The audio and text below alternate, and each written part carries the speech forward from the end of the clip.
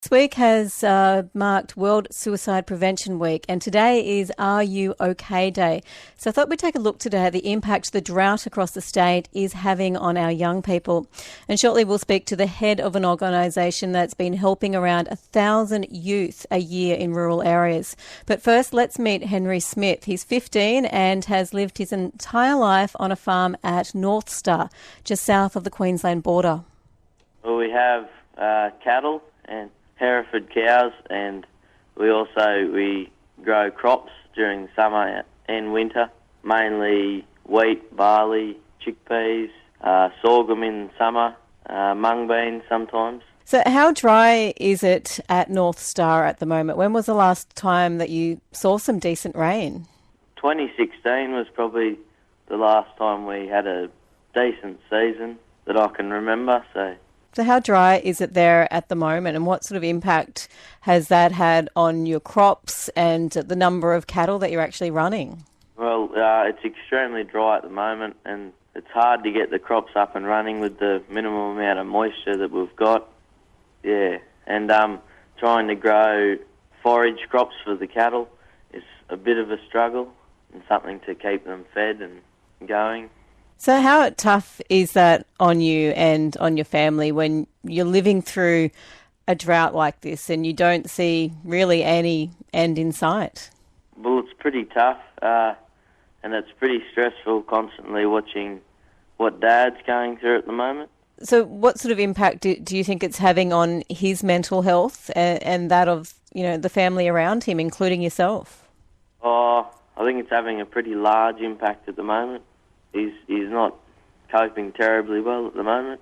Do you have any coping mechanisms in place to help him?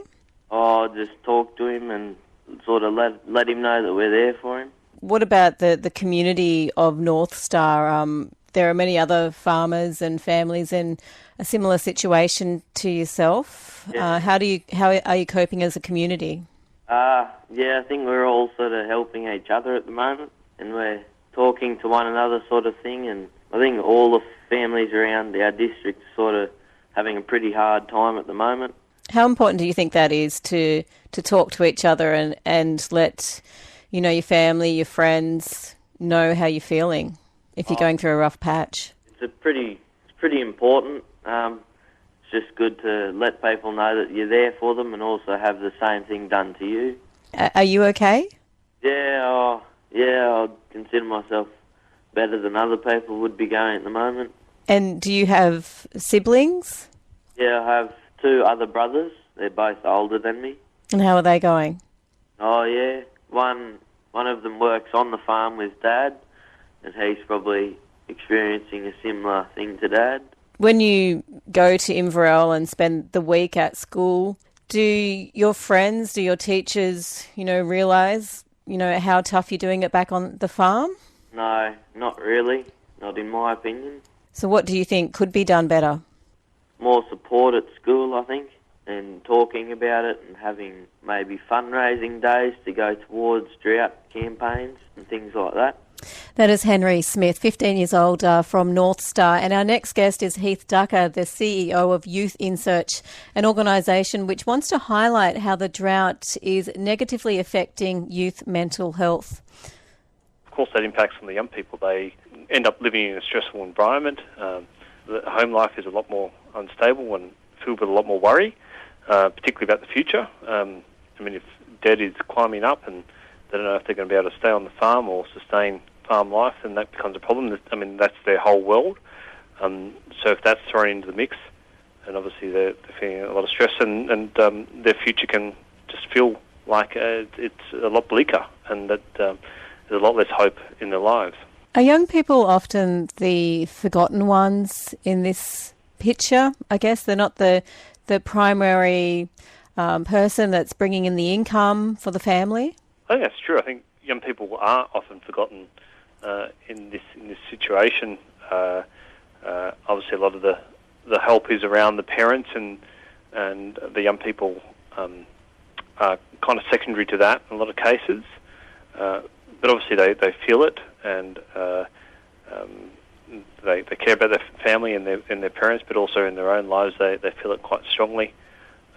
It means that they aren't able to function as well at school, or have as good participation in the community or other things in life. So I think it's important that we do support young people in these situations as much as possible. We've already got quite an issue with young people and suicide and mental health in rural areas because of the isolation and loneliness as it is, and this just compounds that, and particularly the lack of services as well. So what is Youth InSearch doing to support youth in these drought-affected communities? Well, we bring the community together to help solve or support young people through these situations. So we run weekend workshops and local support groups where we connect them with key people in their communities and their peers, and they get the opportunity to talk about what's going on for them.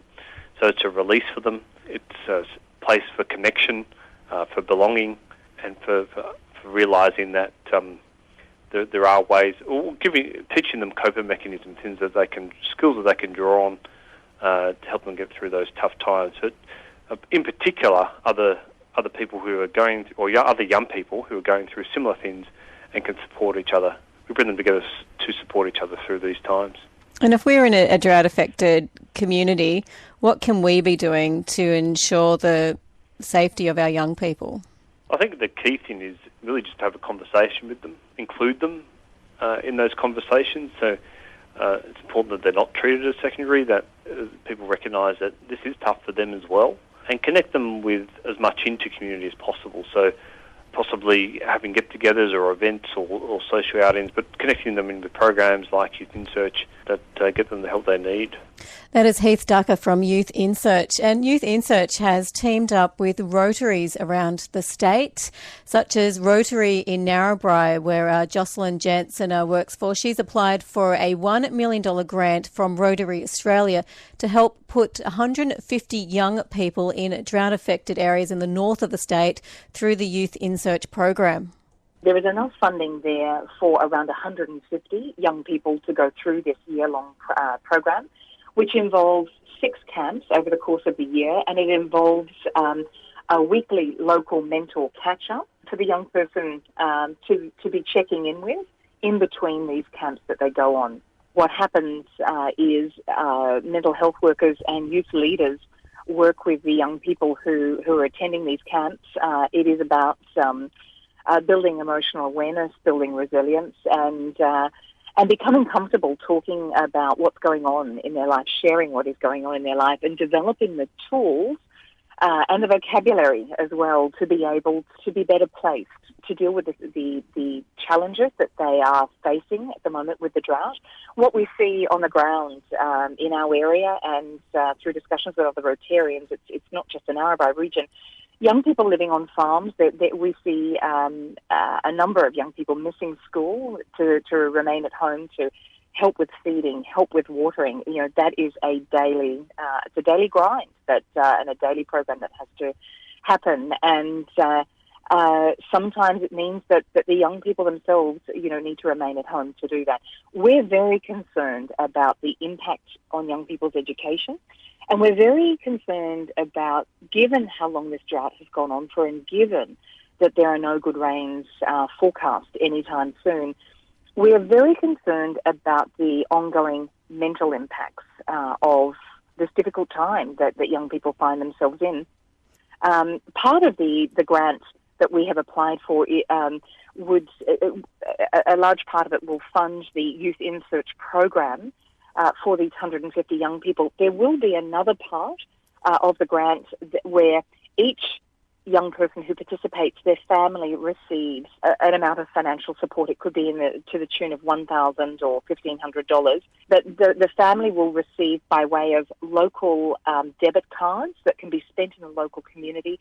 The family will receive some assistance. So the young person is actually doing something really positive for themselves, but also doing something really positive for their family. So if they're having to take 6 weekends away from the farm to participate in these mental wellness workshops and camps, rather than them feeling guilty about doing that and not being there on farm to help their family, they know that actually they're doing something very positive for their family as well, because there's some financial assistance that they will reap from participating. That is Jocelyn Jansen from Rotary Narrabri, and they'll know by the end of the month if they're successful with receiving that $1 million grant from Rotary Australia.